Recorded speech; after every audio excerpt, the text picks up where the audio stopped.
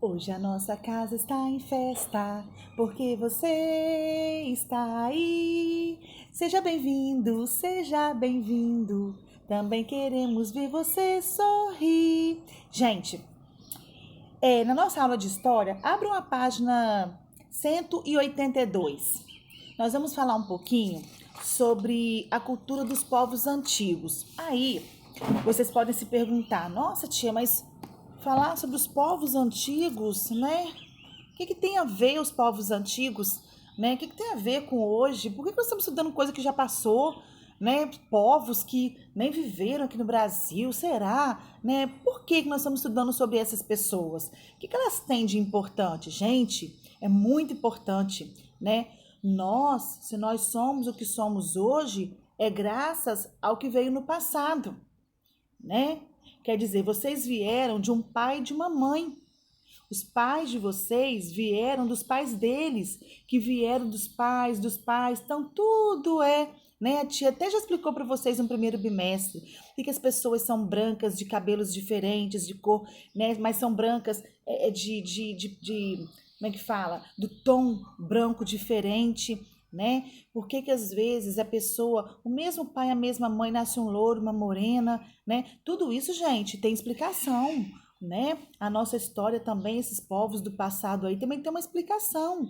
São povos que viveram, né, aqui na Terra há muito tempo, que deixaram aí pra gente, né, tantas coisas legais, bacanas que a gente estuda, para a gente poder compreender o que nós somos hoje, a gente poder compreender, né, o que faz parte da nossa vida hoje. Tá bom? Então é muito importante estudar.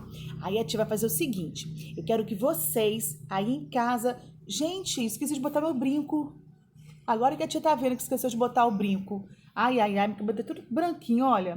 A tia vai ter que comprar uma tinta pra poder passar nesse cabelo. Ai, ai. Bom, Ai, não gosto de ficar sem brinco, gente. Depois eu, eu coloco. Então, lá na página 182, vão colocar a data. Povos do passado. Vamos lá? Eu quero que vocês peguem aí, deixem um lápis pertinho de vocês e também o marca-texto. Tudo que vocês forem achando importante, escrevam, tá?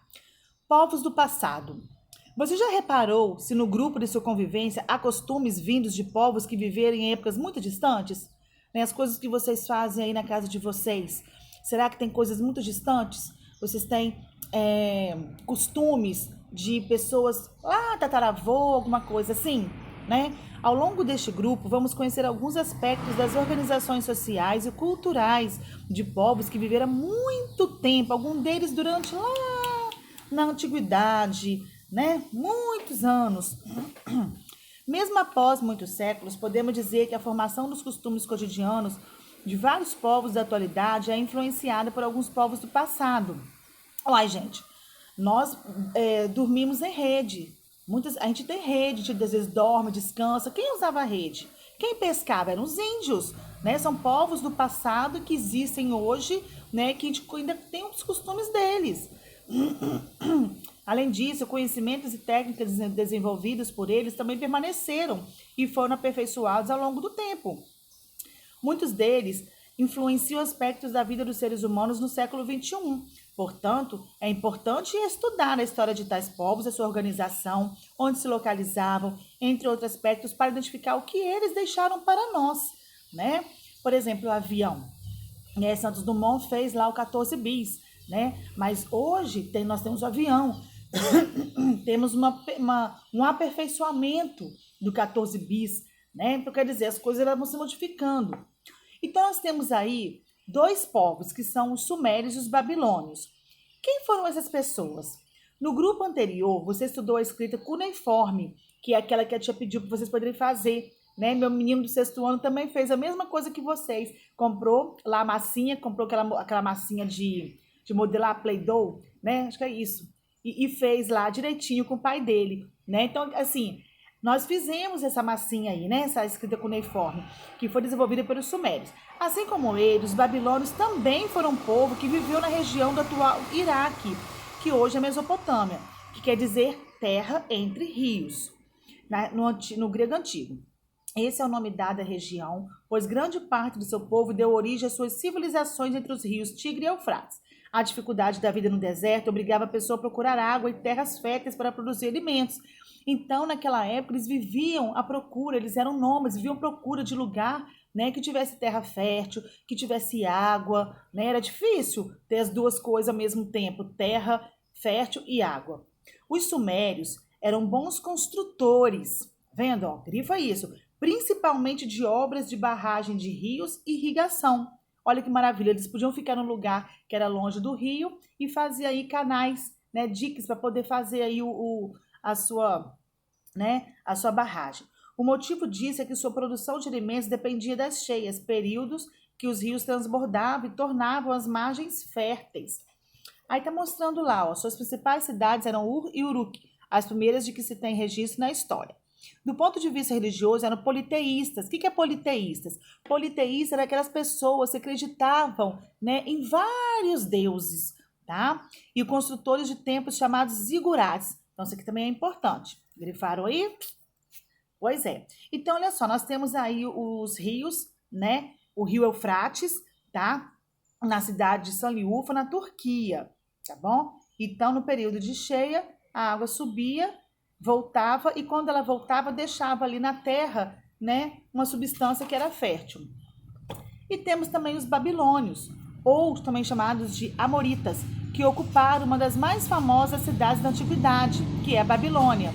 Localizada na Mesopotâmia, era desejada por muitos povos que ocuparam a região, pois, como já sabemos, a vida era extremamente difícil no deserto.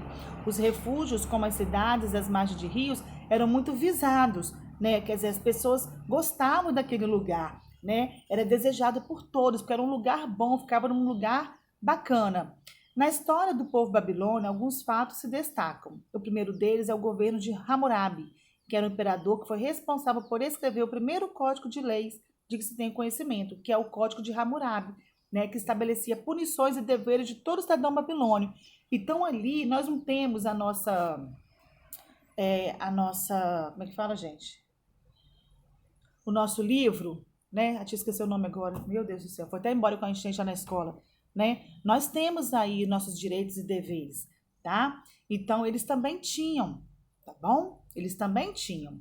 Além dele, o imperador Nabucodonosor foi importante. Ele desejava expandir seu poder e as fronteiras do império por meio dos exércitos cada vez mais fortes e bem treinados.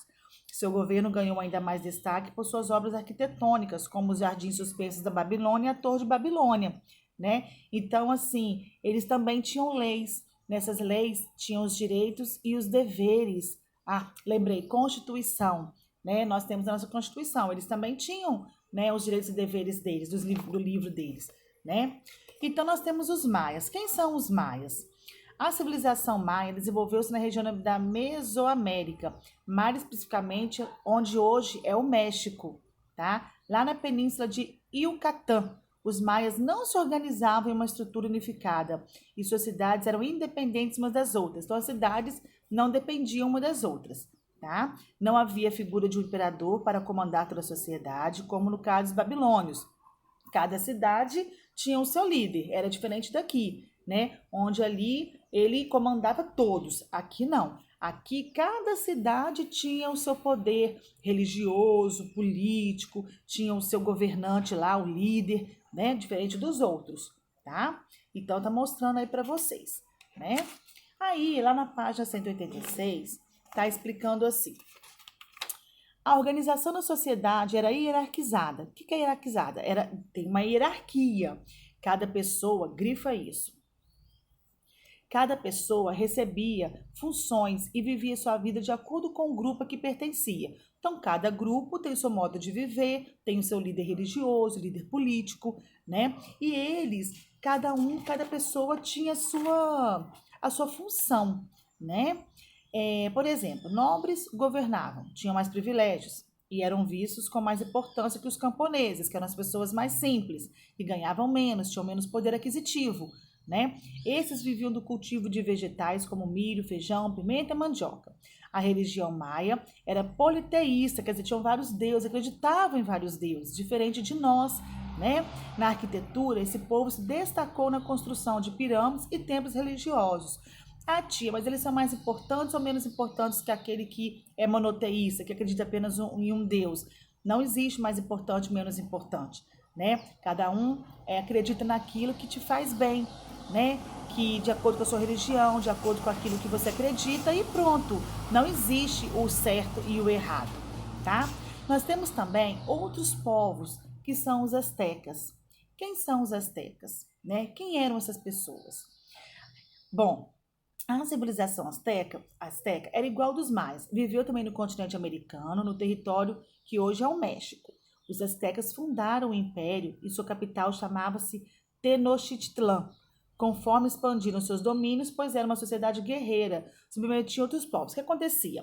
Eles viviam, né? Eles eram nômades e viviam também eles viviam viajando. Então, a cada viagem, a cada lugar que eles iam, o que eles queriam? Eles queriam comandar, eles queriam mandar. Então, eles lutavam e geralmente ganhavam. E eles faziam com que esses povos nos quais eles ganhavam submetiam a eles, né? Então, quer dizer, era uma sociedade também hierarquizada, que tinha uma hierarquia, né? Tinha um imperador, tinha os camponeses, tinha uma hierarquia, tá? A sociedade asteca era hierarquizada, grifa isso. Era chefiada por um imperador, seguidos de outros grupos. Tinha sacerdotes, os nobres, os membros do exército. Também havia trabalhadores das cidades, dos campos, né? Então, os astecas desenvolveram muitas técnicas de produção de alimentos, em especial a pimenta e o milho. Então, assim, eles praticavam uma religião também politeísta, acreditavam em vários deuses, né? E eram pessoas que tinham um grande poder de construção, né? Para aquela época, esse poder de construção, eram grandes construtores, era muito, porque na época antiga, né, tem pessoas que utilizam, hoje em dia tem construções, né, que as pessoas fazem, que eles já faziam naquela época, tá? Os templos astecas eram utilizados pelos sacerdotes em épocas específicas do ano, para pedir e agradecer aos deuses, né? Assim como os maias, eles desenvolveram seu próprio calendário. Aí nós temos vendo aí alguma arte, né, desse povo aí, deixado por eles, tá vendo? Nós temos também outros povos que são os gregos, né?